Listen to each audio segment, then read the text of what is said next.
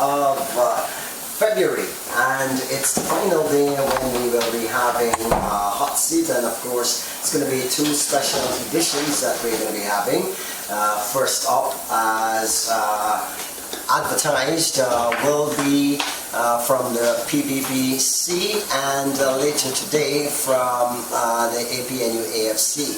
And of course, at noon right now, I've got, let me say, a very good afternoon and welcome to the hot seat opposition leader, Mr. Bharrat Jagdeo. Welcome down. Thank you, Sam.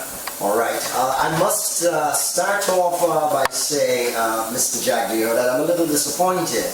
Sure. I would have gotten a promise from you. Sure. To have your presidential candidate sure. on this last day of the hot seat before the nation decides, and obviously, well, you're absolutely right, but you also have to keep promises too, because we were told that we will have the hot seat edition on Friday, and then we got a call that President Granger wants to speak last.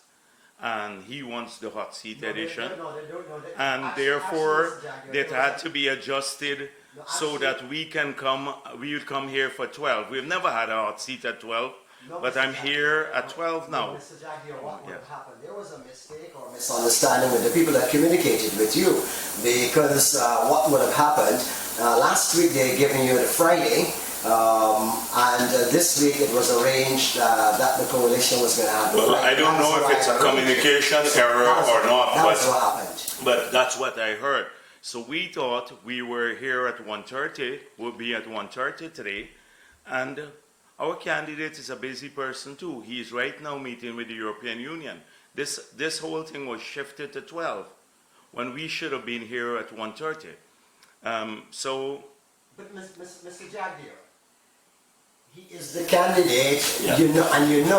You will agree that this station, not to burst anyone's bubbles or anything, but we do reach a large percentage of the electorate, and one of the things that has been happening is that they've been dying to hear from the presidential candidate. And the country has been dying to hear from President Granger for 5 years. So he's on, 5 years. He's had 3 press conferences in 5 years. Our candidate, since he was appointed candidate in the last 3 months, have done more interviews and press engagements than, hot seat is one thing, but he has had more press engagements than this president has had in 5 years. And you want to bring him... No, Mr. Jagdeo. He is the person that is going for presidency. Yes, and he was here, would have been here at 1:30 this afternoon, but you shifted it to 12 o'clock. That's why I had to come. Okay. And I told you that yesterday. It's not a surprise. You knew that. You advertised it. But Stan, are we going to get on with the issues? Are we going to get on with the issues? Because I've seen the orientation where it's coming from, because Granger will come here and will get a free pass again in your program. Yes. All right. So are we dealing now? Are we dealing with procedures, or do you want to deal with the issue? 1:30. He's not going to come now. He's with the European Union. He has to go to sign an engagement with the not the ERC, the GCOM. The code of conduct. Yes, you think we sit around and wait on your programs? Granger was not on this program. He wanted to come. You gave him the slot that we had, and now that's your issue. Let me just say to you that today I'm here to talk about the PPP. I'm the General Secretary of the party. I am in charge of the People's Progressive Party. The PPP will be on that ballot. Fair enough. So, and I would have interviewed you almost okay. a dozen times. Are we going to get on with this interview? Are we going to get on? This is part of it. You know, the same sort of thing you felt, this country has felt for 3 years. Granger has not answered the critical questions, and I hope that today, and I hope today that you will ask him. ask him the critical questions. He's had 5 years as president, and we have not heard from him. 3 press conferences in 5 years, nothing, not a single thing. So and he will answer for that. Okay. In your time, okay, I think you're trying to do one thing. You're trying to run out the time so that we can deal with the issues. The issues about jobs for people, and taxation, lowering taxation, and cost of living. And every time I go to that, Yes. you go over to Mr. Granger, and you are not allowing me to get to that. Well, okay, all right, please get to the issues. Let's get to the issues. All right, now one of the questions I would have had for your presidential candidate, I'm going to ask you as the General Secretary, because when you were here last 2 Mondays ago, you would have spoken about the 200, it was taxes that this government would have implemented. Can you give us some specifics about that? There are 200 taxes and fee increases that this government has increased, that they have put in place.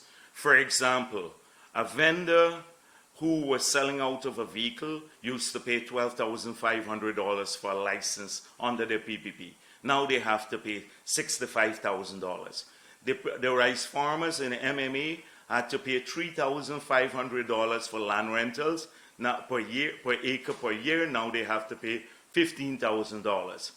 There was no VAT on water. There was no VAT on electricity. There was no VAT on data. There was no VAT on 46 food items. There was no VAT on hinterland travel. There was no VAT on medicine. This government put taxes on all of those issues. The miners had a 2% final tax. They've increased that to 3.5% tax. The miners now have to pay a fee to sell their gold. I can go down a long list. All you have to do is take the budgets of the past, and go to the annex, and you will see the fee increases and the new taxes that have been instituted. It is there in the budget. I can't enumerate all 200 now, but I've just given you a few examples. All right, well, let me just ask you to address, because I'm looking at a summary of some of the budget measures from 2015 to last year, 2019. And one of the things that jumps out is VAT revisions. And what is your take on that? Reduction of the rate of VAT from 16% to 40% in 2017, as well as an increase of the VAT threshold from 10 million to 15 million. The thing is that if you do the tinkering around the edges, but then you put VAT on a whole slew of things that people were not paying VAT on before, the result is $91 billion increase in taxes. So over 23 years, the total taxes collected in 2014, after 23 years of PPP, was $135 billion. Now it's gone to $226 billion. A $91 billion increase that they've taken out of our pockets. And this is per annum. That's the increase. Per annum, more they're taking out. So that in itself... Let me ask you this. Does it have to do with increasing the net of those who The net is a minor increase in the net. But the thing is that $91 billion more of taxes they're collecting. And where is it going? It's going on $1.1 billion for ministers to travel, another $1.6 billion on food in the government, another buying vehicles for Granger, painting buildings green, etc. So this is it. The tax issue is quite clear. But I wish to ask Granger when he comes here, President Granger, he ran on a promise to lower taxes. How is it that he's collecting $91 billion more per year in 2019 in taxes? That was his promise to the people. Ask him the same question. Ask him where did he spend $1.1 trillion in the last 5 years? Where did it go? Because it didn't go to support industries and job creation. We've lost 30,000 jobs. Ask him about the 30,000 jobs lost when he promised people more jobs and when he promised the children at the University of Ghana within 1 year of graduation that they will find a job. I hope you ask him about that too. I hope you will ask him about the $55 billion we lost because he has a way of claiming it's not him. Well, his own report that he paid for, Clyde and Company report, said that ExxonMobil wrote the negotiating brief for his cabinet. He's the chair of the cabinet. His report, his own report says that. He has not disputed it. That's criminal for the oil company with whom we're negotiating to write our negotiating brief, and the people of Guyana lost $55 billion, and he has made no commitment to renegotiate this. Ask him about that, and not General Gaff, because he comes here and talks about general things. He is in charge. He is the minister. Finance minister to answer those fiscal measures. You can get Jordan to come at some other program. You can arrange Jordan to come on any other program, because I saw a few days ago Joe Hamilton came here and he's ambushed by someone from the Ministry of Finance here, along with Gordon Mosley, and they lied, blatant lying, to say that Jordan never said that the government didn't receive the signing bonus. He was quoted in Kite Show News. He actually said, we never requested it, nor did we receive it. Up till 2 months ago, he said, oh, I don't know how we got it, but I thought it was a gift. The fact remains that he hid it. He kept it outside of the public accounts of this country for 3 years, and none of the estimates, 2017, 2018, 2019. Ask President Granger about that. Why did they hide the money and not put it as is mandated by the FMAA, that's the Act, and the Constitution of Guyana, that all revenue be paid into the consolidated fund? Why? I hope that these questions will be asked of him. Yes. Yes. Questions are, we still in fiscal measures, of course, on the housing. According to the summary of budget measures, they're claiming that in 2018 you had an exempt from VAT for complete housing units costing up to $6.5 million that are built by or on behalf of the Central Housing and Planning Authority or any other approved entity. Right? They should be totally ashamed to even talk about housing. They promised to help people. 60,000 acres of land were given to their cronies, people who were close to them. If you need any evidence of this, people who are listening here, open the papers today. Yesterday, they gave Lloyd Singh, a financier of the AFC, who built their headquarters, 164,000 acres of land. Yesterday, 3 days before the elections. The day before that, they sold another 30 acres to a developer. No public tender. Last week, 800 acres on the East Coast to another group. They have given out more lands on the coast without any tender, and to a few rich people, few rich Indian people, most of them, than we did in 23 years in office. They have given this out, and we made it clear we're taking back all of those lands because they were done in a manner that is not transparent, corrupt manner, and we need those lands for low-income housing. So the people on the East Coast and the East Bank and in Georgetown, they want plots of land in Region 4, not to go to Region 3. The only lands we have are between Enmore and Diamond, and we have to take back all the lands. So they should be ashamed to talk. And ask President Granger, why would a man like at the MMA get 10,000 acres of land, the chairman there? Why did he give yesterday, 2 days before the elections, he will give Lloyd Singh this big plot of land, or they keep selling out this land? They have not developed house lots. They are now giving people. Today I saw them running people down in front of the ministry to say you'll get a discount. But they've increased the plots of land to 300,000. We said that with the 50% discount they're getting, it still will be more than the price that we sold low-income plots to people for, which is 100,000. So poor people didn't get any help. On the other hand, you're talking about reducing VAT. They put VAT on building materials, sand, stone, cement, etc. now have VAT, and they didn't have VAT before. This has been an utter failure. The minister now just runs around to talk about this. Look at the minister in the ministry who was giving her husband contracts within her ministry to build those very same houses that you're talking about were built by her husband. And President Granger, instead of firing the minister, move her elsewhere. So they should not even be speaking about housing. Poor people will not have any help. And I hope that President Granger talks about the giveaway of the land to these people. Yeah, sure, go on. You spoke about the fact that the signing bonus was not actually put into the consolidated funds, which it should be. And there is the claim, and many persons are asking about it. During your tenure, the lotto funds were not put there. So how do you respond? No, the FMAA, that's the Financial Management and Audit Act, says public monies can be kept in three places. One, the consolidated fund. Two, a deposit account, but the Minister of Finance has to notify the Parliament within 1 month of establishing the deposit fund, which he didn't do. Or three, accounts set up by special legislation. The Lotto Fund has a special legislation, just like the Forestry Commission and the GGMC and all of these places, and the Housing Ministry, the CHPA.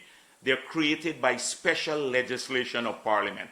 So keeping the money in the Lotto Fund was entirely consistent with the financial laws of the country, entirely consistent, because it's provided for by the FMA. On the other hand, the finance minister is saying that I don't want to hear anything about what this finance minister is saying. He has been a disaster for our country. This minister of finance got the GRA to sell his son and a member of his family a car for $250,000, both of them. This minister of finance has done that. This minister of finance kept the money out there and said he thought it was a gift. So what is he going to tell us now?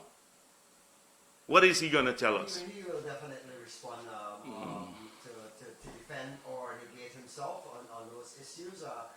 But we're looking at incentives. And by the way, I hope you ask President Granger about the wanton sellout too. I know what I will ask him. Oh, I know, it's a softball. Mr. President, you look good today. Can you tell us about your 5 years of success? Oh, well, forget critic. I'm here now. You can ask me the tough questions. Ask him the tough questions. I'm about to ask you questions. You jump into All right. what I should dictate to All right, you. yes. Well, that's why, because we have not heard from him.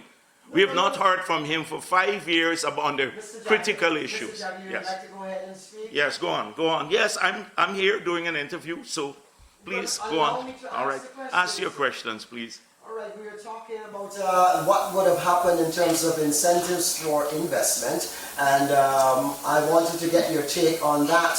According to what the budget measures indicated, that there's been a reduction in corporate tax that happened in 2017 from 30 to 27.5% for manufacturing and non-commercial companies.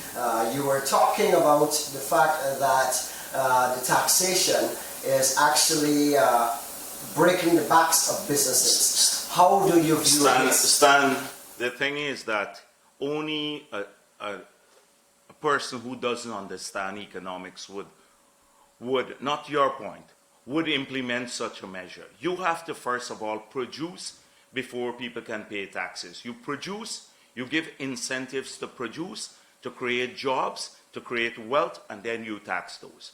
So you reduce the taxation, but guess what has happened to the manufacturing sector, to all productive sectors? No. But please, can you just give me a chance? You said that. So every productive sector didn't have to pay VAT on machinery and equipment. Now they all, if you're manufacturing, you have to pay VAT on your machinery and equipment. If you're in mining, if you're in forestry, you're in agriculture. So immediately, it's a disincentive to invest and produce. That's the first thing. And then, what has happened? They put VAT on exports. Who puts VAT on exports anywhere in the world? This government has done that. So they're killing the export industry. The GRA has arbitrarily done several assessments of people. Most of the businesses here now say to me that they're going for back taxes all the time. So you look at the reality of what has happened in this country.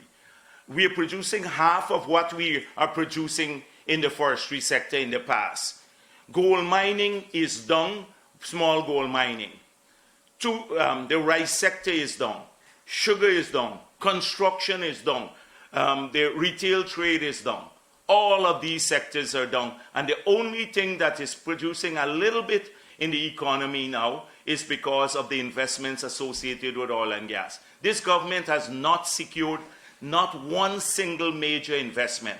The two Goldfields, Troy and the other one, Goldfield, they all came in under the PPP. Reunion in manganese came in under the PPP. The first bauxite that just started came in under the PPP. Giftland was PPP. Movie Town PPP. The Marriott PPP. What have they done? What investments? All of the teleperformance, everything that has generated jobs. The only thing they've done is given out some lands to people through secret deals. They have not created an environment for job creation. That is why our kids are losing jobs. And when you listen to the president, he says he's going to create jobs. He has no credibility on job creation. He has no plan to do so, because you're talking about reducing corporate taxes when businesses are collapsing all around you. How would they even make profit to pay a tax? It's commonsensical. You only have a minister of finance who is an accountant, a pencil pusher. He doesn't understand policy. That's what I've been saying to this country. He's been a technocrat who crunches numbers. You have to understand policies. But you kept him at to crunch the numbers, and I dealt with the policies. I kept him there yes. So guess how you crunch numbers? He used to take the little bits from the Ministry of Finance and the Central Bank and all of the others and put it together for me. The policy making was done at a different level. You have to have experience at policy making. This whole cabinet has been a disaster at policy making. And they have not done nothing for people in the country, ordinary people. You talk to the kids in Sophia or South Georgetown, if they have a chance of getting a job now. They don't have any clarity of what will happen tomorrow. PPP supporters as well as APNU supporters have all suffered. The only thing they're pushing now there is racism, Jagdeo, and who Jagdeo killed. But look, a man was killed a couple days ago. 2 persons were shot in Campbellville. Those people, they know who killed them. They're saying they don't know now the person. If those persons were killed by residents or the police, in my era, it had to be that I gave direction. So why isn't it that Granger gave the directions to kill those people? That's a duplicity. That's a double standard. Look how many people have been killed, but he doesn't answer for it. But any person who was killed under the PPP, Jagdeo had to kill those people. That's the only thing they're campaigning on. What achievement. Look, they're going around youth rallies now. You see this stuff. Nobody's showing up. They're spending millions from the Lotto Fund again, that they kept the money in. Millions, hundreds of millions on bringing in Jamaican artists to perform, just to get the young people to go to listen to a speech. Hundreds of millions of dollars. I can prove it. I told you about the Buju Banton. Over $50 million alone was spent of taxpayers' money to do that. They could have invested that back in our children. They held a women's rally there that was paid for by the Department of Energy. All of this is a wanton waste. But look at, so you're going to hear how we love the kids in South Georgetown when they campaign, and they're defending them against the PPP and Indian people and stuff. It has nothing to do with Indian and African or Chinese or Portuguese. This is about who enjoyed this suite under this government. Larry Singh enjoyed this suite when he rented a house for $12.5 million a month. Nobody, the president hasn't spoken about that. Lloyd Singh enjoyed this suite. He got 164,000 acres. BK got a contract for $827 million on January 2nd of this year. They signed it illegally because the fiscal year had ended. Ask Jordan about that. He's getting the suite. But when they need voting time, they go to the kids in South Georgetown or Sophia or New Amsterdam and talk about how they're looking out for their interests. Who has been asked President Granger about these individuals I've been calling? Totally corrupt transaction. Let me just ask you now, you would have mentioned again about signing bonuses and so on, and one person who was looking at the live is asking whatever happened to the signing bonus for CGX and some of the other All Blacks that were signed under your administration? There was no signing bonus because those were prospecting licenses. What they signed was a production license. You don't sign a signing bonus for prospecting. It's a simple matter like that. The contracts we signed were pre-oil. Pre-oil. When they got oil, if I go through this, I get angry with the sellout that they have done. Our people have no future. Our people have no future. And when I say our people, I mean the 800,000 of us who live here, who have Guyanese blood running in our veins. With this government, they're too compromised. They sold us out, and they don't, not even in their manifesto, did they make a single promise to renegotiate, which we will do. They just gave away everything. Lopsided contract. The gas they gave away, practically, which should have come in here and provide cheap electricity. They gave away $55 billion. Do you know what's that in US? That's 55 years of future taxes for Guyana. That's 15 million Guyana dollars per man, woman, and child that the president lost. And his own report said the people, Exxon wrote the negotiating brief for him. The people called for an investigation from Trotman and Nigel Hughes because Nigel Hughes' name, a company's name or address, is on the Exxon contract. He was on the other side, and Trotman was negotiating for the government side. They gave this away. We got to get this back. We got to get things back for our people. Would you renegotiate these contracts if you are elected into office? Stan, we made it clear. It's written in black and white in our manifesto what we will do, what we will spend the money on. So yes, the answer is yes. Their pamphlet that they put out called a manifesto now, they have not said that. They never said they will renegotiate. They didn't put a single word in their manifesto. In their manifesto, they said, you have to do a feasibility study to get a cash grant. President Granger wrote people a letter saying he will give them a cash grant. He would return the children's cash grant to them. And in their manifesto, which he launched, he said, no, you can't get a cash grant until I do a feasibility study. What if it's not feasible? So this is the set of lies that we hear. A letter now going to everybody, saying, vote for me, you're going to get a cash grant. And then in his manifesto, nothing of that sort. So this bunch here, too compromised, Trotman, Ramjatan and the others. Look at Ramjatan. You think the kids now, anybody will get the 2 a.m. curfew removed with Ramjatan as prime minister? He was so arrogant. He was so arrogant as minister. And he said, if you're not happy with 2 a.m., I'll bring it to 12. As prime minister, what do you think he will do? Granger didn't rein him in. Can't rein him in as prime minister. He could bring the curfew to 12 a.m. These guys are totally arrogant. You know what Ramjatan said to people? He said, if you don't like our negotiations with the oil, form your own party and contest the elections. That's the level of arrogance of these people. So, please, I hope, I don't want to prompt you again, but I hope that these issues, because when a president has a 5 years tenure, he has to answer for what he did in the 5 years. And so I hope that you will ask him about the Clyde and Company report where it says Exxon.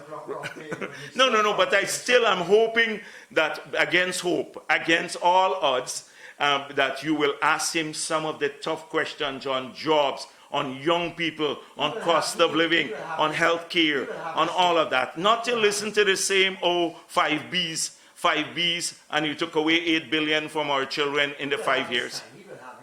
All right, but I hope that the tough questions are asked to him. Mr. Jagdeo, let me just ask you, how effective should your party win the next elections? Do you see your presidential candidate being as a president? He has an enormous amount of experience in the cabinet. That is what happened to this group. They never had experience, so it was all about criticizing the PPP. When they got into office, they never came out of that mode. So Irfan Ali has sat in the cabinet for several years. He has the experience at delivering, and he will have a team of people supporting him who are experienced, including me. I'm making it clear that I will support him to be a successful president. The things that we are promising to do for people, that to get the kids a $50,000 per year, every child a cash grant, and to double old age pension to $40,000, and to remove the curfew and reduce the price of vehicles, and get 50,000 low-income house lots to our people, and provide more jobs, and renegotiate the oil contract so more can be spent, and free university education, 20,000 online. My credibility is at stake too. Yes. Yeah, go ahead. On all sides, I keep hearing people talking about house lots, but it seems as if our founding fathers, Forbes, Morton, Chetty Jagan, they were more concerned with building homes for people. Stan, and you would have seen it. Stan, let me tell you something. Yes. Is there a long-term empowering? Vision? Yes. There's a long-term vision but it's your approach. Homes. I agree. But your approach, we did not build many homes directly, but we gave out in a period that we were there over 110,000 house lots. So when people have a house lot at $100,000 and the price in the market is actually $2 million, immediately it's a transfer of wealth. It changes people's mindset. You own something. We then remove the taxes on building material. We then also work to lower mortgage rates. So mortgage rates came down from 38% when we took office. You could borrow at 40,000 US dollars or 8 million Guyana dollars at 5%. And we did that by adjusting the tax system to say to the banks that any income arising from loans into the housing sector will not have to pay the corporate tax, and that's how they lower it. So a person's mortgage payment is lower than the rental, and they start owning. That's what you need to empower people. Get them a good job so that they can borrow some money from the bank, build a nice house, they can pay back the house, they get a car, etc. Government can build a few homes and should build some homes for extremely poor people. And that's part of the plan, and we did a lot of that too, right, in many parts of the country. But the key thing is empowering people, getting them a plot of land. Now, who has been empowered now? Very few people. The ministers have been empowered. Tons, and please ask, I can give you a long list of ministers who were involved in the scandals, but ask President Granger about them too, because he's silent on Patterson, the $9,000 in his account. He's silent about the $600 million that is missing from the Durban Park project. He's silent about the violation of the cabinet. His cabinet has returned to approving contracts when that is unlawful. We removed the cabinet's authority to approve contracts.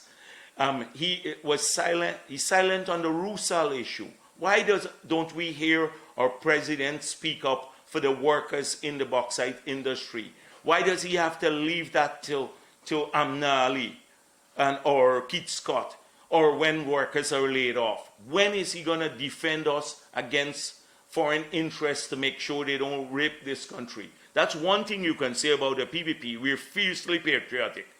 We're fiercely patriotic, and we will ensure that we get our fair share of the oil and other things. And so the approach to housing is vastly different. They want to build 10 houses, and then guess who gets the 100 houses that are built by the government? Either some friends or big guys in the party. So the 300 car vehicles that they sold for like $250,000 per vehicle. Do you think ordinary people got that? It's ministers, their families, their friends, and big cronies. And the same thing is happening with the housing units. It's only a few people who are connected that will get those housing units. But if you give 50,000 a plot of land, all the people who are in there now who have applied, and I want to assure them. And where are we talking about from these lands that you're going to be giving up? Stan, they start from Enmore, the lands there around Enmore at the back of the East Coast villages, and they run along the East Bank corridor, the back, because we plan to build a 4-lane highway along the back of the road. We left 51 million to connect with Mucka, the bypass. They didn't use it as yet. The East Coast Road, that's our project too. But the plan was to connect with Mucka. But right now we have to open up more land. So 4-lane highway outside of the one we have going to the airport from Georgetown right into Sue's Dyke to open up all those lands. So it will take you about 20 minutes. And we're going to build 2 feeder lanes along. So it's actual highways, not all the bridges come onto the road. So you can take 20 minutes from the, say, Sue's Dyke to come into Georgetown. We plan to upgrade the railway embankment to maybe 3 lanes too, to go all the way to, say, Mahika. So these 2 corridors, you should be able to open up more lands, a 20 minutes drive into the city, start moving more facilities out so that Region 4 people can live, come to the city, not have traffic jams, etc. So that's the land that they're busy giving out. A dime and all these places, and to foreigners, and without any tender. Wales, the land's practically gone at Wales, the sugar lands. We don't even know to whom. You're going to see a lot of revelation next week when the government changes. You're going to see a lot of who got the sweet from this government. 2 minutes. And many of them. To put a wrap on our program and to stick to the electorate. Well, thank you very much for having us here on this station. I wish to say to people, this is about Guyana. You know, you've heard a lot about the PPP, etc., but look at our track record and look at our plans. Read about our plans for the future. Compare them with those of APNU. The promises that were made in 2015 and what they delivered on. And you would find that they broke almost every promise. They have no record of achievement.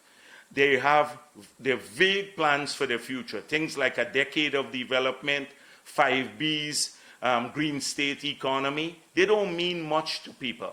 We have very, very specific initiatives. I've mentioned some of them to get people working again, get the cost of living down, reduce the tax burden, get our health care up, get our education system, assist people like university, etc. Now that we have more money, we can do that to manage and most of all, to get our fair share of the oil and gas resources. This government is too compromised. They're in the pockets of the oil companies to renegotiate any contract. We've made it clear we will do so. And so I urge you to look at that. This is not about race, because the people who enjoy the sweet in this government have not been people of one race alone. It's a small, corrupt group made up of people of every race. They have enjoyed the sweet when the mass of people in this country have seen a decline in their living standard. We're drifting, we're visionless, this can't continue. And therefore, I urge all of you not to vote on the basis of rumors or people who suddenly find you important again after neglecting you all the time. Vote on the basis of the plans laid out and track record. And read for yourselves about all of the negatives. Cussing Jagdeo or Irfan Ali or the others doesn't mean anything. We're individuals. Look at the programs. You know, that's all they do, cuss us, but not tackle what we are offering to the people of this country. And we are offering a program that will see our children do better. And this is for all of Ghana. There is no way this country can progress unless all of its people move forward. Thank you very much. Thank you very much, Mr. Jagdeo, and I certainly hope that at some point in time in this day, this station is going to be open. Okay. I know you did say your presidential candidate is busy. Could he come after? Could he come after President Granger? Sometime before the day is done. Before. If I could get him and he comes after President Granger, you're giving me a commitment that he will.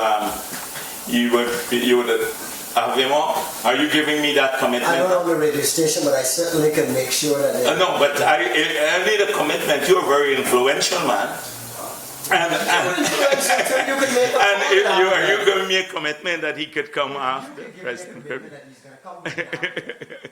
All right, we'll discuss it. Thank you, Stan.